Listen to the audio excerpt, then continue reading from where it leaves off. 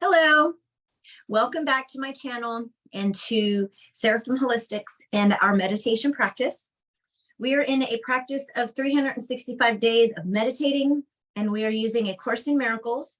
ACIM.org is where you can find the content and more about that. There has been scientific research on meditation, and I have a list of various improvements that have been found for those that do practice on a regular basis, including children. Chronic stress damages the brain, basically. And we already know this. Science already has shown us this. So to reduce chronic stress for any human being is a beautiful miracle and will help increase, actually, it's called executive functioning in the brain. So not only does that help with learning, cognitive development, it improves your potential. It literally reduces symptoms like ADHD and ADD. It can also decrease use of substances like drugs and alcohol. It can also increase tolerance and appreciation of those around you. And, you know, the truth is, if we're stressed within, this is the view we have of the world. There's no way around it. There's two perceptions that we have in this world today, only two. It's really that simple.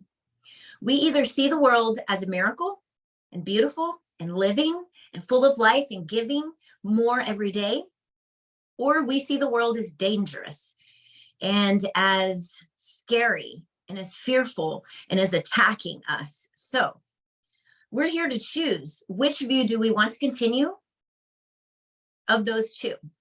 So I have chosen to see the world as miraculous and beautiful and only giving to us everything that we need. But that wasn't how I used to view things in life and see and feel and sense my existence. It was painful. I had a painful and a scary view of the world because of the fear and the pain that was inside of me and the anxiety. And, you know, this comes from a life of experiences, right? We can't pretend like we haven't lived. And I can't pretend I haven't lived 46 years, right?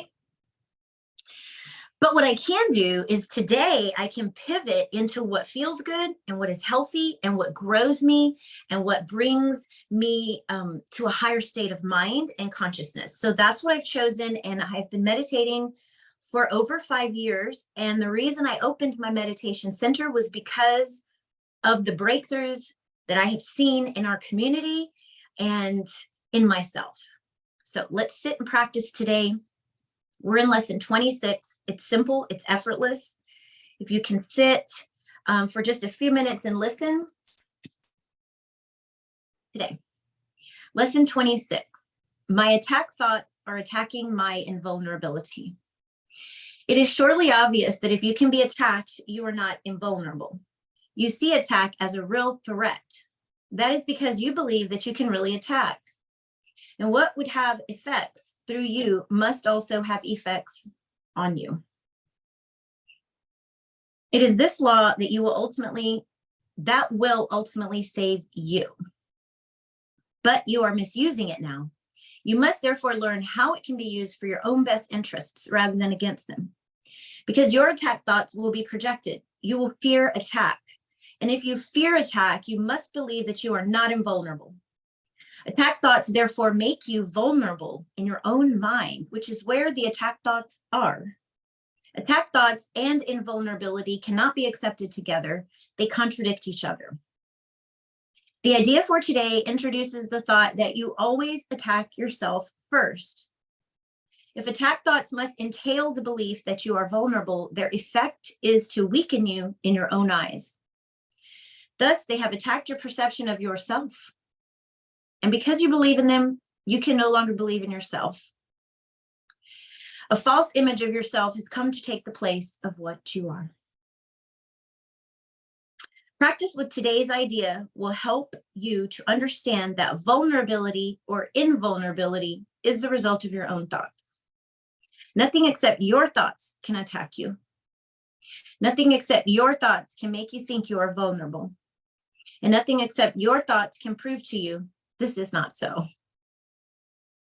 6 practice periods are required in applying today's idea. A full 2 minutes should be attempted for each of them. Although the time may be reduced to a minute if the discomfort is too great, do not reduce it further. The practice period should begin with repeating the idea for today, then closing your eyes and reviewing the unresolved questions whose outcomes are causing you concern. The concern may take the form of depression, worry, anger, a sense of imposition, fear, foreboding, or preoccupation. Any problem as yet unsettled that tends to recur in your thoughts during the day is a suitable subject.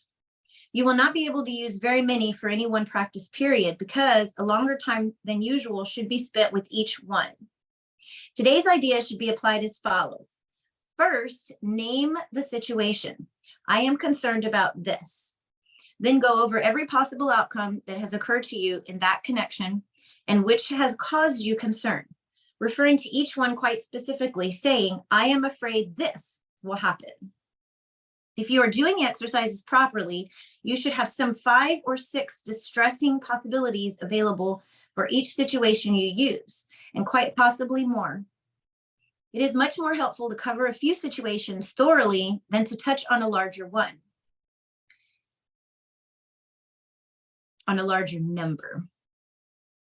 As the list of anticipated outcomes for each situation continues, you will probably find some of them, especially those that occur to you toward the end, less acceptable to you. Try, however, to treat them all alike to whatever extent you can. After you have named each outcome of which you are afraid, tell yourself, that thought is an attack upon myself. Conclude each practice period by repeating today's idea to yourself once more.